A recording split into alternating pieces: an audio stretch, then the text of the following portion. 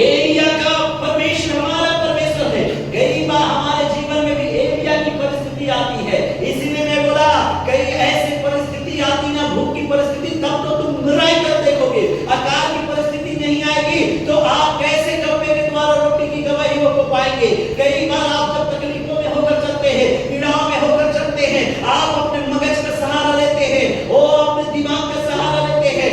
विपत्ति में, परेशानी में आप परमेश्वर से काटना शुरू करते हैं, परमेश्वर के साथ अगड़ाई करना शुरू करते हैं।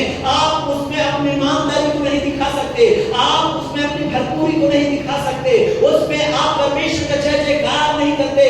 लिखा है जो रोते हुए बोएंगे वो हंसते हुए लौनी करने पाएंगे। कारण क्या है? बाइबिल अपने में पूरा है। आप बाइबिल में पूरा होना सीख जाइए। बाइबिल का वचन आपके जीवन में पूरा होना शुरू होगा। अपना दिमाग लगाएंगे, आप फंसते चले जाएंगे। अपना दिमाग लगाएंगे, आप बढ़ना चाहेंगे, आप बढ़ नहीं सकते। आप छूटना चाहेंगे, आप एक लोन पर पूरा करेंगे, दूसरा लोन में आ जाएंगे, दूसरा लोन करेंगे, तीसरा में आ जाएंगे, चौथा में आ जाएंगे, पांचवा में आ जाएंगे। आप उठना चाहेंगे, उठ नहीं सकेंगे। कारण क्या है मेरे प्रियो? आपने कहीं ना कहीं परमेश्वर से अपनी कनेक्टिविटी को दूर कर दिया है, कहीं ना कहीं एक्टिविटी को तोड़ दिया है। इस कारण कई बार हम समस्या में होते हैं, उसमें बड़ी गवाही नहीं देखते। क्यों? क्योंकि हम उस समस्या में भी, उस अकाल में भी उस विधवा के समान काम नहीं कर पा रहे हैं। क्योंकि हमारा दिमाग कहता है अरे तो हमारा आखिरी नहीं वाला है, क्यों हम इसे दूसरे को दे, क्यों इसे परमेश्वर के लिए लूटने को दे। लेकिन बाइबल बतलाती है जो लोग परमेश्वर की इच्छा के अनुसार से है, आमीन हालेलुया, जो परमेश्वर से प्रेम करते हैं, उनके लिए सारी बातें मिलकर भलाई उत्पन्न करती है। आखिरी साल का, आखिरी उस विपत्ति में, उस अकाल में आखिरी निवाला ही उसके लिए आशीष का कारण बन गया। बोलो है? बोलो हालेलुया।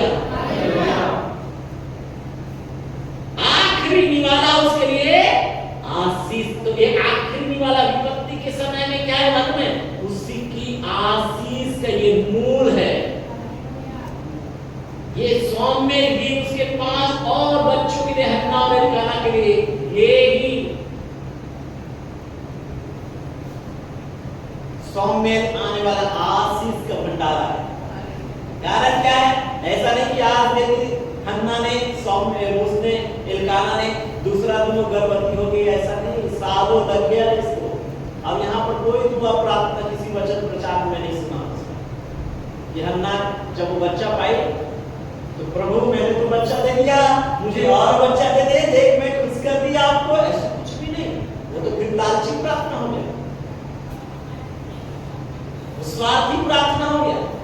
नहीं, वो हन्ना स्वार्थी नहीं है, हन्ना धर्मी है, परमेश्वर का भय मानने वाली है। उसको परमेश्वर ने जो काम करी है वो उसके जीवन का आनंद का विषय है। आमीन हालेलुया। कई लोग ना जुआ समझते परमेश्वर, हाँ, दो तो दिया जाएगा दिखाया तो अजमाते कई बार लोग, है ना, दिमाग लगाते जुआ टाइप के। कुछ होने वाला नहीं, हृदय से करने वालों के लिए सब कुछ होगा। पवित्र लोगों के लिए सब कुछ होगा, धर्मियों के लिए सब कुछ होगा। नहीं तो आज अलग हो जाएगा वचन। आशीष पापियों के लिए नहीं है। मैं दिल खुल के कहना चाहता हूं,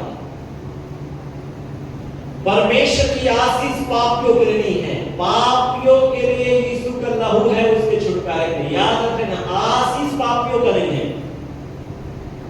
पापियों के लिए यीशु का बलिदान है जरूर, यीशु का लहू है जरूर, कि पापी लोग उस यीशु के लहू में आकर धर्मी बन जाए, और धर्मी बनेंगे तभी वो आशीषों को पाएंगे।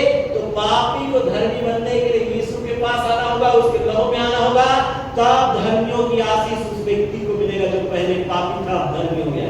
पापियों के लिए कभी भी यीशु की आशीष नहीं है। पापी लोग जितना दिमाग लगा ले बढ़ने का, बढ़ भी जाएंगे, एक समय में वो गिराए जाएंगे। उसके घर के अंदर में लड़ाइयां रहेंगी, उसके घर के अंदर में झूठ रहेंगे, उसके घर के अंदर में शराब रहेंगे, उसके घर के अंदर में गुटखा बना रहेगा। लेकिन धर्मियों के घर में जय जयकार की ध्वनि होगी। मैं आपको साइन देना चाहता हूं कि परमेश्वर अशांति को रहने नहीं देगा। मेरी घोषणा है, परमेश्वर की घोषणा है, धर्मियों की मंडली में पापी ठहर नहीं सकता, कभी मेल नहीं खाएगा। आपके अपोजिट लोगों के घर के अंदर तो आपका पति है तो उसको बदलेगा।